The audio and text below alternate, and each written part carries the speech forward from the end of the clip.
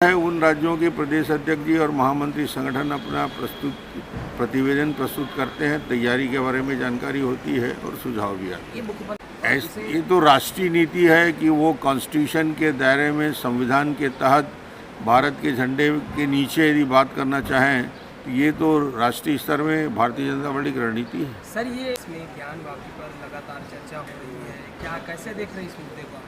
देखिए, यथार्थ और सच्चाई, न्यायालय के आदेश का निराकरण और क्रियान्वयन होना चाहिए। जैसे पूर्व में घटना को देख जाए और जिस प्रकार राम जन्मभूमि के मुद्दे को लेकर न्यायालय की आदेश दिया और उस आदेश को दोनों पक्ष ने माना, तो मुझे ऐसा लगता है कि अब वो वक्त आ गया है ज्ञानव्यापी के मामले में भी जो न्यायालय का आदेश होता है, मुझे लगता है दोनों पक्षों को पूरे सम्मान से मानना चाहिए। सर, कांग्रेस एमपी ने भी बैठक के लिए राजस्थान, तो क्या अब बीजेपी का फोकस राजस्थान पर है 5 राज्यों के बाद? कांग्रेस के चिंतन शिविर को मैं याद दिला दूं आपको। कांग्रेस ने 2013 में चिंतन शिविर किया था, वही चेहरे थे तीनों कांग्रेस के। 2013 में जब कांग्रेस ने चिंतन शिविर किया था तो 13 राज्यों में उनकी सरकार थी। 2022 में चिंतन शिविर कर रहे हैं तो 2 राज्यों में सरकार बच गई है मुश्किल से।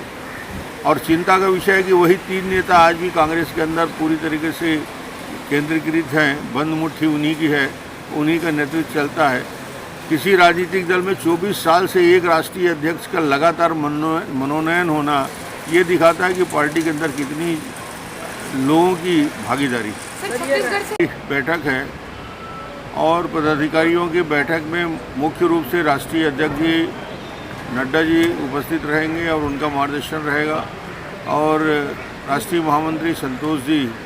मुझे लगता है कि सबसे महत्वपूर्ण विषय जो वहाँ पे चर्चा में आएगा, 30 मई को होते होते माननीय नरेंद्र मोदी जी की सरकार के 8 साल पूरे हो रहे हैं, और 8 साल में जो परिवर्तन देश के अंदर आया, एक आत्मविश्वास देश के अंदर जागृत हुआ, जो डेवलपमेंट के काम हुए, और जो 190 करोड़ से ज़्यादा लोगों को वैक्सीन देने की व्यवस्था निःशुल्क में की, 80 करोड़ लोगों के लिए भोजन की व्यवस्था लगातार 10 महीने तक करते रहे।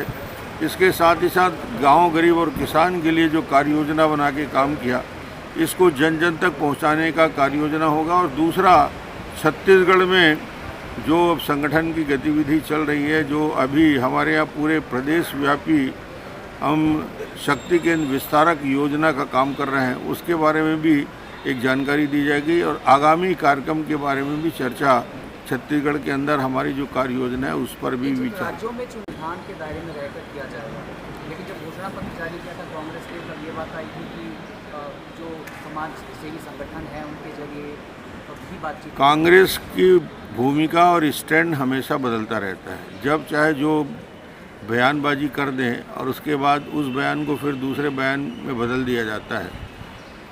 सबसे मज़ेदार बात यह है कि मुख्यमंत्री जी की तत्परता देखिए, बस्तर के प्रति लगाव देखिए। कोंटा की सभा में उन्होंने कहा कि मैं 4.25 साल बाद पहली बार आया हूं बस्तर में, कोंटा आया हूं, मांग लो क्या मांगना है। अब मुख्यमंत्री के आखिरी कार्यकाल के आखिरी वर्ष में जाकर एक बस्तर के दूरस्थ अंचल में बोलते हैं कि मैं 4.25 साल बाद आया हूं, क्या मांगना है मांग लो। ये दिखाता है कि बस्तर के प्रति मुख्यमंत्री जी का रुझान, झुकाव कितना है, प्रेम कितना है। सारे वो काम जो डेवलपमेंट की आज दिख रहे हैं मुख्यमंत्री जी को, जितने एजुकेशन हब बने हुए, जितने वहाँ पे हाई स्कूल इंफ्रास्ट्रक्चर के में काम हुआ है, उन सारे कामों को जब देखते होंगे तो पत्थर लगा हुआ 15 साल के भारतीय जनता पार्टी कार्यकर्ता, तो उनको आत्मग्लानि भी होती होगी। सर,